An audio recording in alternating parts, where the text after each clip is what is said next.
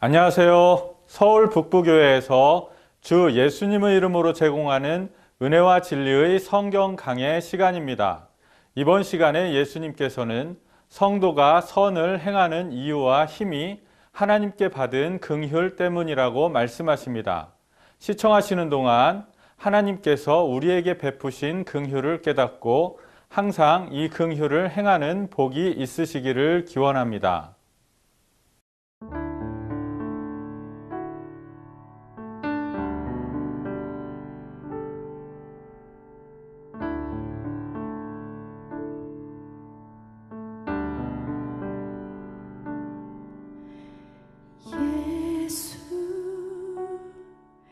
그 이름 나는 말할 수 없네. 그 이름 속에 있는 비밀을, 그 이름 속에 있는 사랑을,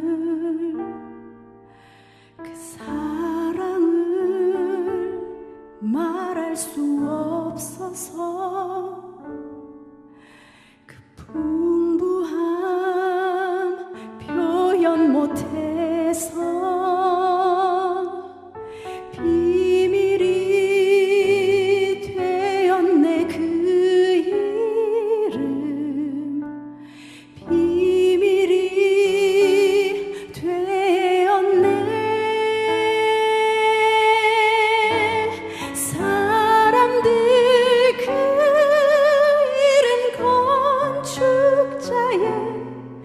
버린 돌처럼 버렸지만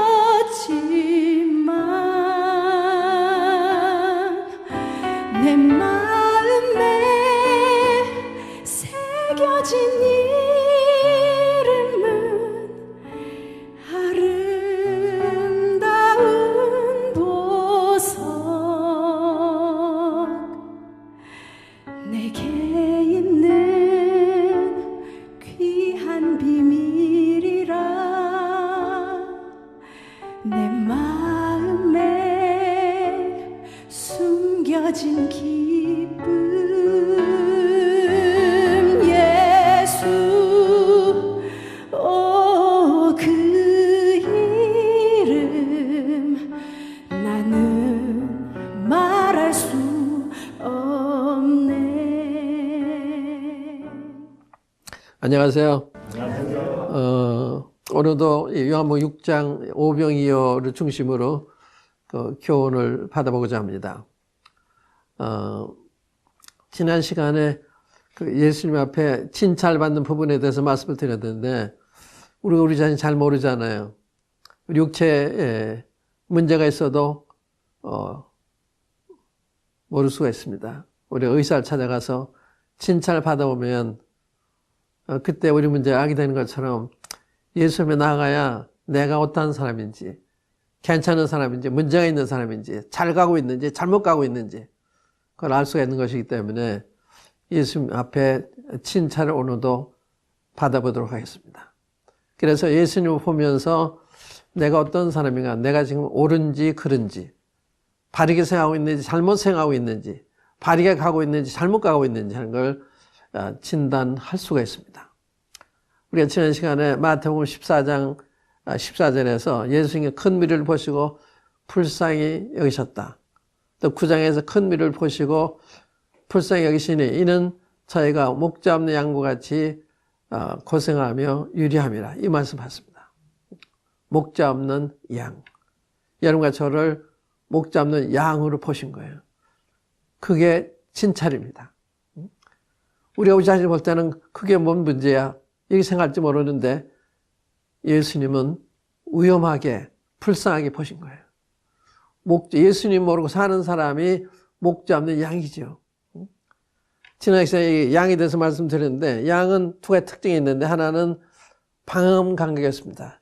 자기 집에 찾아갈 줄은 몰라요. 또 자기 방어를 못합니다. 그러니까 목자 없으면 굉장히 위험한 것이 양입니다. 우리 사는 그런 거예요. 그러니까 우리가 지금 목자 없는 양이라고 하시면서 말씀을 드리면서 양은 방음 감각이 없고 자기 말을 못하는 말씀을 드렸는데 여러분들 그런 위치에 있다는 지금 모르시잖아요. 여러분이 양인데 이 주위에 우는 사자가 먹이를 찾아서 이렇게 헤매고 있을 때 얼마나 위험한 처지에 있는 거예요. 근데 위험하다는 것조차도 모르고 살고 있잖아요. 내가 어떻다 그래. 내가 뭐가 문제 있단 말이야. 거기에 문제가 있는 것입니다. 제가 문제를 알면 치료도 받을 수가 해결을 받을 수가 있는데 참 문제를 못 보니까 이게 큰 문제입니다. 부부간에도 자기 문제를 알면 문제 해결이 쉬워지는데 문제를 몰라요. 항상 자기가 옳다고만 생각해요. 남편은 남편대로 아내는 자기가 옳다고만 생각해요. 아내가 볼 때 남편이 보는 거, 남편이 아내를 볼 때 이 달라요. 여자가 남자 보는 건 남자가 여자 보는 게 달라요. 여자는 여자 위치에서는 남자 보잖아요. 그건 잘못되는 거예요. 남자 위치에서 남자를 봐야 되는 거예요. 남자는 남자의 위치에서 여자 보면 돼요. 여자의 입장에서 여자를 봐야 돼요. 하나님 다르게 만드셨어요. 그렇기 때문에 그게 이제 그래야 되는 건데 그걸 잘 모르기 때문에 서로 옳다고 그래서 서로는 옳은데 상대방은 옳지 않게 생각하는 거예요. 마찬가지로 내 생각은 옳은데 하나님은 옳지 않게 생각하는 경우가 많은 것입니다. 그렇기 때문에 하나님이 기준이시잖아요. 우리 지으신 분이니까 하나님이 말씀하는 게 그렇게 옳은 거예요. 우리 지으신 분이니까 우리가 뭐 잘못하면 무엇이 잘못된지 하나님은 아세요. 왜 잘못된지 그걸 아세요. 우리는 몰라요. 왜 그렇게 하는지. 제가 한 가지 질문할까요? 여러분이 왜 화를 내셨는지 아십니까? 화내는 이유, 원인. 하나님 말씀 불순종하면 정서가 흔들려요. 정서가 균형을 잃게 됩니다. 그게 화를 내는 거예요. 우리가 이 창세기 4장에 보면 가인이 자기 생각대로 제사를 드리잖아요. 이 곡식을 가지고 제사를 드렸는데 하나님께 받지 않았어요. 그때 분노합니다. 안색이 변합니다. 그때 하나님이 너가 이 분노하고 안색이 변한 거 왜 그러냐? 네가 선을 행하면 어찌 낯을 뜨지 못하겠는 그러세요. 그 무슨 뜻입니까? 자기 생각대로 하나님의 예배를 드리는 거예요. 자기 생각대로. 하나님의 뜻을 따라 드리는 것이 아니라 자기 생각대로. 이게 위험한 거예요. 내 생각대로 사는 게 위험한 거예요. 자기 생각이 무엇이라는 걸 몰라요. 자기가 위험하다는 걸 몰라. 사람들은 자기를 옳다고 생각합니다. 아니에요. 우리 자신이 굉장히 위험한 거예요. 그래서 나 자신을 경계해야 되는 거예요. 나 자신을 판단할 줄 알아야 되는 거예요. 그런데 나 자신을 옹호하고 변명하고 그러잖아요. 그 문제가 있는 거예요. 정직한 사람이 아니에요. 정직한 사람은 자기를 바라볼 때 내가 문제가 있구나.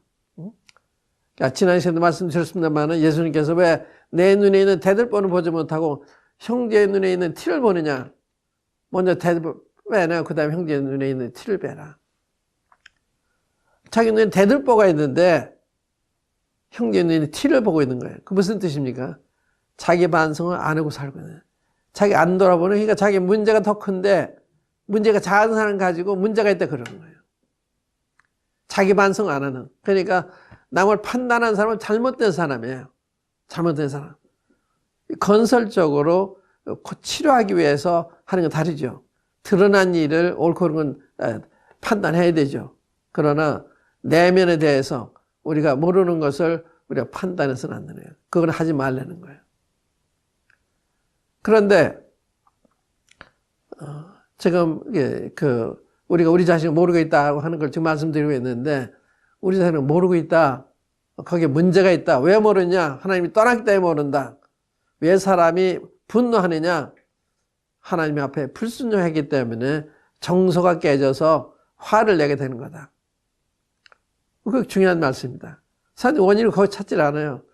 불순종 자체도 잘못이지만 거기서 끝나는 게 내 정서를 흐트러뜨려요. 정서에서 균형을 잃게 만들어요. 그래서 분노하게 되는 거예요. 우리가 배를 탔는데 배 흔들려 보세요. 균형을 잡지 못해 자꾸 왔다 갔다 하게 되잖아요. 그건 마찬가지예요.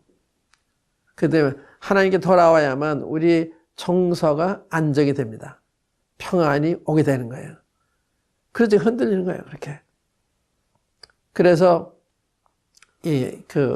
하나님 우리 불쌍히 계셨는데 불쌍히 계시는 이유가 목자 없는 양처럼 보시기 때문에.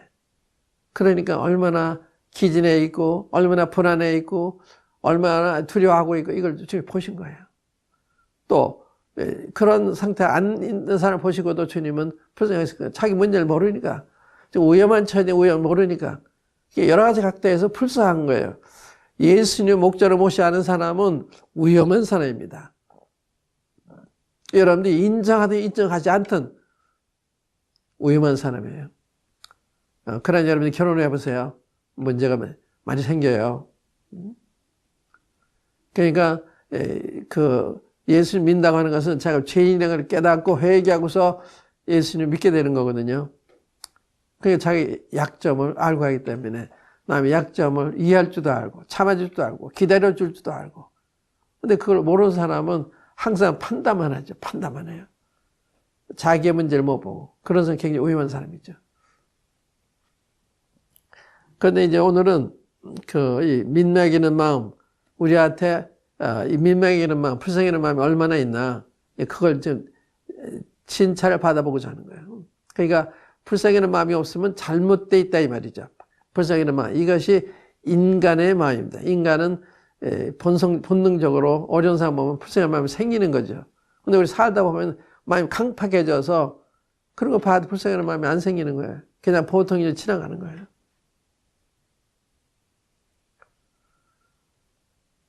그래서 이 불쌍히는 마음이 없는 거 이게 참 고통이죠. 남을 불쌍히는 마음이 있어야 되는데, 제가 지난 시간에 말씀드렸습니다만은 천사에서 사랑을 빼면 마귀가 되고 사람에게서 사랑을 빼면 짐승이 되고 성도에게 사랑을 빼면 악인이 된다. 이 악인이 된다는 데서 말씀을 드릴게요. 이 마태복음 18장 한번 열어보세요. 거기에 보면 왜 이런 사람을 악하다 하는지 그 이유를 알게 되는데 18장 열어보시면 21절부터 보겠습니다. 21절부터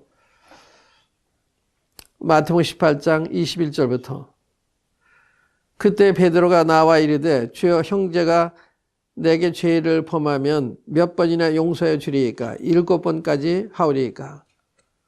좋은 질문했습니다. 형제가 잘못하면 몇 번까지 용서하면 되겠습니까? 7번이면 되겠습니까? 예수님 대답이 뭐라고 그러셨어요? 7번뿐 아니라 7번을 70번까지라도 할지니라. 7번을 70번까지 490번이죠. 그렇게 할 수 있어요? 그게 하나님 원하신 거예요. 7번을 70번까지 용서하는. 왜 그런가 하면 하나님 그 이상의 용서를 우리에게 해주셨기 때문에 너도 내게 받은 은혜대로 그 자비대로 너도 그렇게 다른 사람한테 해라. 근데 성도는 무한한 사랑을 받았잖아. 여기 이제 임금님이 빚진 자에 대한 얘기를 하는데 그 신하가 1만 달란트 빚을 졌어. 한번 읽어보겠습니다. 그러므로 천국은 23절 그러므로 천국은 그 종들과 결산하려 하던 어떤 임금과 같으니 결산할 때 10,000달란트 빚진 자 하나를 데리고 오매 갚을 것이 없는지라 주인이 명하여 그 몸과 아내와 자식들과 모든 소유를 다 팔아 갚게 하라 하니 그 종이 엎드려 절하며 이르되 내게 참으소서 다 갚으리이다 하거늘 그 종의 주인이 불쌍히 여겨 노합하나며 그 빚을 탕감해 주었다니. 여기 불쌍하다 말씀해. 불쌍하겠다. 참 불쌍한 사람이죠. 이걸 안 갚으면 감옥에 가야 되고 거기서 평생 살아야 되니까. 그러니까 갚을 수도 없는 빚입니다. 1만 달란트는 우리가 평생 돈 벌어도 갚을 수가 없는 수십억 달러에 해당하는 도제예요. 돈이라고 합니다. 이건 도저히 갚을 수, 우리가, 그러니까 하나님께 우리 용서받는 죄는 지옥 가야 될 사람을 용서받았잖아요. 하나님 앞에 더 큰 죄를 범해서 용서받았는데, 이런 내가 나한테 조금 잘못한 사람에 대해 용서 못하는, 그걸 얘기하는 거예요.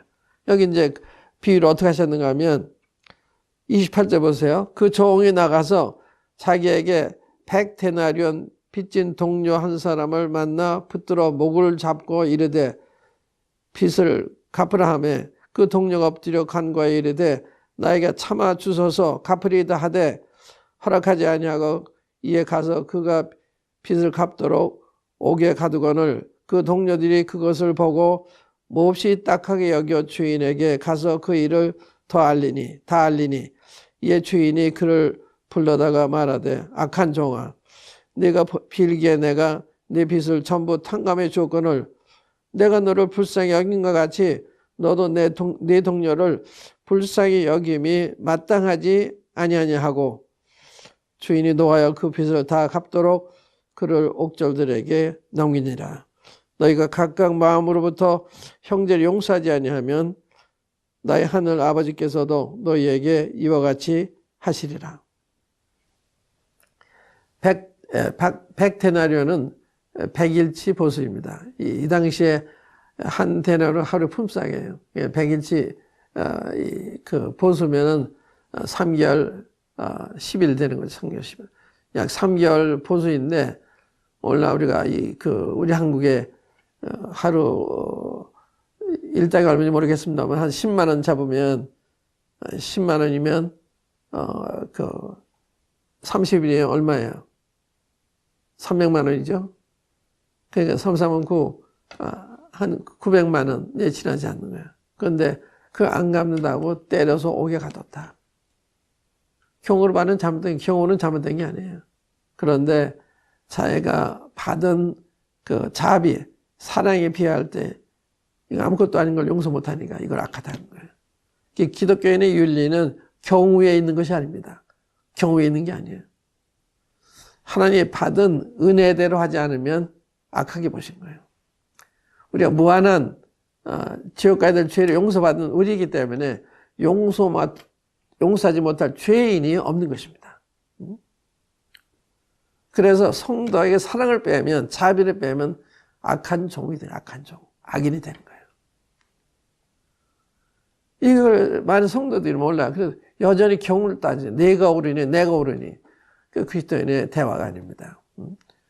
잘못해서 주님이 나를 더 큰 나를 용서해 주셨는데 그래서 불쌍히 여기는 마음을 가지게 되고 용서할 마음을 가지게 되고 이렇게 되는 것입니다. 그래서 이 불쌍히 여기는 마음이 불쌍히 여김을 받은 경험이 있어야 불쌍히 여기는 마음을 가지게 되는 거예요. 용서를 받은 사람이 남을 용서할 수 있는 것처럼.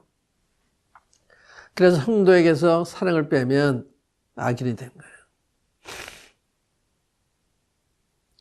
그뿐만이 아니고 여러분들이 이 자비를 따라 행하지 아니하면 하나님도 우리의 자비를 따라 행하지 않으시는 거예요.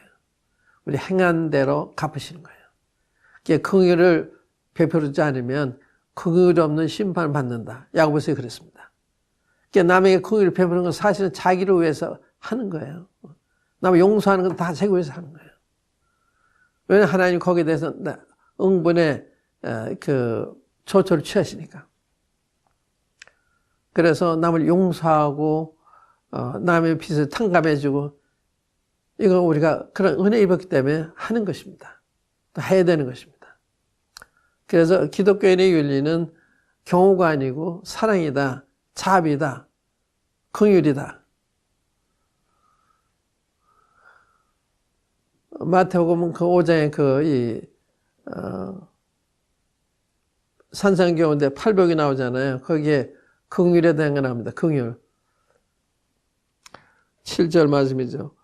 긍휼히 여기는 자는 복이 있나니 그들이 긍휼히 여김을 받을 것이며. 우리 이번에 누가복음 6장 한번 보겠어요. 이 비슷한 그 내용의 말씀인데 누가복음 6장 한번 보세요. 27절부터 한번 읽겠습니다. 27절부터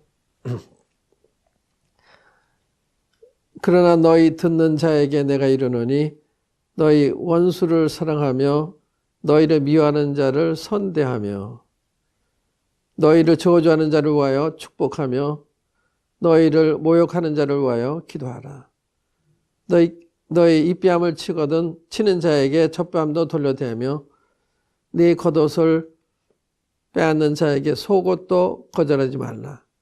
네게 구하는 자에게 주며 네 것을 가져가는 자에게 다시 달라 하지 말며 남에게 대접을 받고자 하는 대로 너희도 남을 대접하라. 너희가 만일 너희를 사랑하는 자만을 사랑하면 칭찬받을 것이 무엇이냐? 죄인들도 사랑하는 자를 사랑하느니라. 너희가 만일 선대하는 자만을 선대하면 칭찬받을 것이 무엇이냐? 죄인들도 이렇게 하느니라. 너희가 받기를 바라고 사람들에게 구워주면 칭찬받을 것이 무엇이냐? 죄인들도 그만큼 받고자 하여 죄인에게 구워주느니라. 원수를 사랑하고 선대하며 아무것도 바라지 말고 구워주라. 그리하면 너희 상이 클 것이요 또 지극히 높으신 자의 아들이 되리니 그는 은혜를 모르는 자와 악한 자에게도 인자로우시니라. 너희 아버지의 자비로우신 것 같이 너희도 자비로운 자가 되라. 비판하지 말라. 그리하면 너희가 비판을 받지 않을 것이요 정죄하지 말라. 그리하면 너희가 정죄를 받지 않을 것이요 용서하라. 그리하면 너희가 용서를 받을 것이요 주라. 그리하면 너희에게 줄 것이니 곧 후히 되어 누르고 흔들어 넘치도록 하여 너희에게 안겨주리라. 너희가 헤아리는 그 헤아림으로 너희도 헤아림을 도로 받을 것이니라. 너무 명확한 말씀입니다. 이게 가능하냐? 가능하죠. 우리의 힘으로 되는 것이 아니라 성령께서 우리 마음에 들어오시면 우리 마음이 변하는 것입니다. 그래서 원수 사랑하게 되고 이 불쌍한 사람 불쌍한 마음이 들고 이런 삶을 살게 되는 거예요. 그래서 스데반이 돌에 맞아 죽을 때 어떻게 하나도 미워하지 않아요. 분노하지 않아요. 스데반이 주님 앞에 기도하기를 주여 자기 하는 것을 알지 못하 주여 이 죄를 저들에게 돌리지 말아주고 그러잖아요. 이거는 성령이 우리 안에 역사하실 때 가능한 거예요. 초대교회 때 삶을 보세요. 성령이 충만하니까 재산 제 것을 하지 않고 나누잖아요. 이건 계명은 아닙니다. 성령이 충만하면 그렇게 하는 거예요. 도울 사람은 돕고자 하는 마음을 가지게 되는 것입니다. 그래서 이 그리스도인이 인색하다, 그건 안 맞는 거예요. 그리스도는 후한 사람이 돼야 되는 거예요. 범사에 후한 인상을 줘야 되는 거예요. 그런데 인색하고 그러면 안 되는 거죠. 서로 주려고 그러고 서로 도우려고 그러고 그게 그리스도인의 태도입니다. 그래서 고린도후서 8장에 보면 이 구라파에 있는 이 교회들이 마케도니아 교회들이 그 극한 가난, 큰 환난 가운데서 넘치는 연보를 했다. 그리고 이 성도 섬기는 일에 우리도 좀 참여하게 달라고 간절히 부탁하는 이게 그리스도의 삶이에요. 여러분들 사람들한테 그분이 후한 사람이다 이런 평을 받으면 괜찮아요. 그렇지 않으면 좀 문제가 있는 거예요.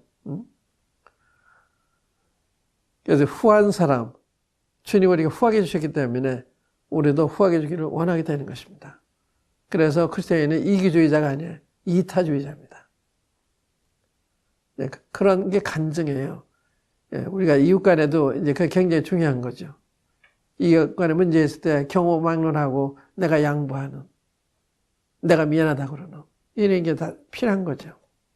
경우를 따져서 다투면 간증이 안 되는 것입니다. 그래서 이 그리스도의 윤리는 경우가 아니다. 법이 아니다. 우리가 받은 대로 하는 거다. 우리가 사랑을 받았기 때문에 그 사랑을 따라 행해야 되는 거고 우리가 그런 자비를 받았기 때문에 그 자비를 따라 행하게 되는 것이고 그런 은혜를 입었기 때문에 그 은혜를 따라 행하게 되는 것이다. 또 용서를 받았기 때문에 용서하게 되는 것이다. 그러니까 용서를 받은 사람이 용서하지 모르면 어울리지 않는 여기에 악한 종이 되는 거예요. 용서하지 못한다? 맞지 않는 것입니다. 어떤 죄이나 용서하는 거예요.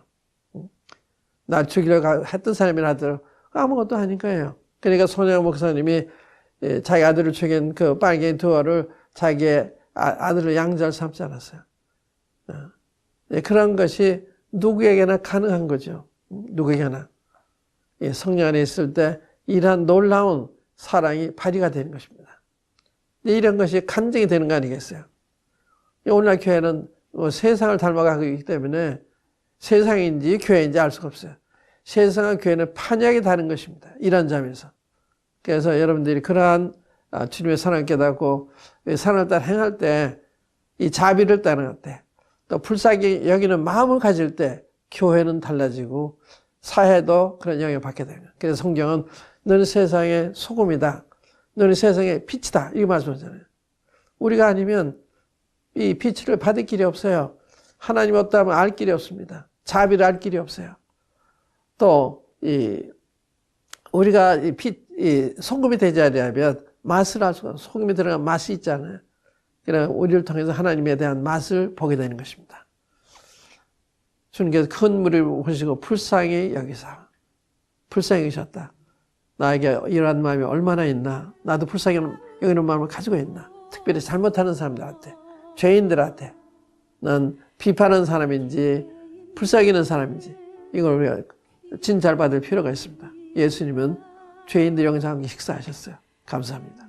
마음에 숨겨진 길